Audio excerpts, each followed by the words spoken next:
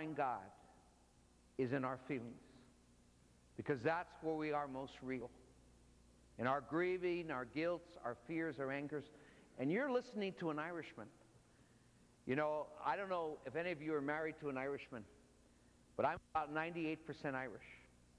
And I think it's almost impossible to get an Irishman to talk about his feelings. In fact, I've been around psychology all my life. I've been around people. And I know there's something in me that when I get on the personal level that wants to shut down. It's been very hard for me to really appreciate how important my feelings are, because that is where I am most real. And I think emotional honesty, what Don was talking about, is my feelings are my feelings. They're neither right nor wrong, but they say an awful lot about what's going on inside of me. And that's where we meet God. And let me just take a tonight. I'm going to have a sabbatical, hopefully in a year and a half. And I prepared 4 weeks of mission. I want to do one on grieving, because I think it's a very, very important part of our lives.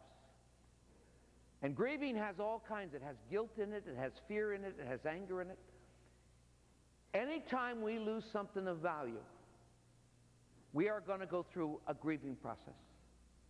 Even in a family, when a child loses the family pet, the child has to go through a grieving process. Whenever we lose someone that we love, we have to go through a grieving process. I remember how hard this was for me when my dad died.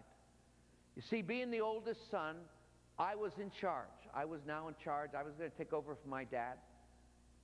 And I called the mortuary. I called the cemetery. I wrote the article for the paper. I planned the liturgy. I preached at the funeral. And I was noticing what was happening was I was doing all this action. I was being very responsible. But I wasn't grieving the loss of my father. And I could have easily gone through that experience without feeling that pain. In fact, what I did is I went away for about 5 days to the Sierras by myself. In fact, I went to a very proper place. It was called Desolation Valley. And I spent 4 days experiencing the pain of losing my father.